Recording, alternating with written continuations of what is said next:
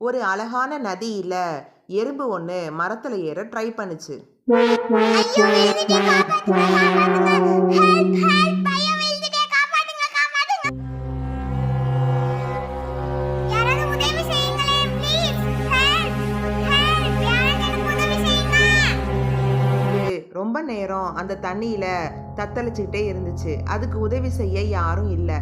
அந்த சமயம் பார்த்து ஒரு புறா ஒன்று அந்த எறும்பு வர்றதை பார்த்துச்சு. அது என்ன செய்யலான்னு யோசிச்சுட்டு இருந்தப்ப அதுக்கு ஒரு ஐடியா வந்துச்சு.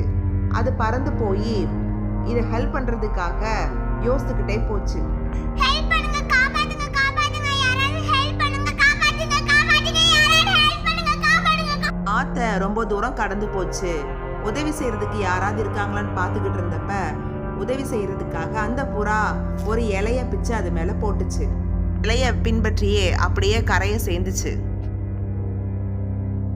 நன்றி புறா நீ செஞ்சது நான் உயிருள்ள வரைக்கும் மறக்க மாட்டேன். நம்ம எப்போதும் ஃப்ரெண்ட்ஸா இருக்கிறோம். புறா உதவி செஞ்சுச்சு.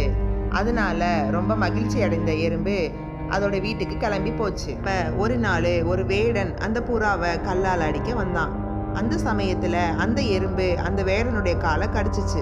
என் காலு ஏதோ என் காலை கடிக்குது. ஐயோ என் காலு அந்த புறாவும் பறந்து போச்சு. லைக் பண்ணுங்க, சப்ஸ்கிரைப் பண்ணுங்க, பக்கத்துல இருக்கிற பெல் ஐக்கானை கிளிக் பண்ணுங்க, மறந்துடாம ஷேர் பண்ணுங்க. நான் போடுற வீடியோஸ் உங்களுக்கு வரும். பாய்.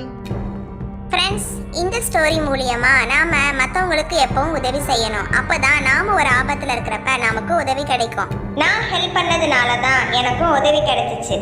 இதுதான் எல்லாரும் செய்ய வேண்டியது. பாய்.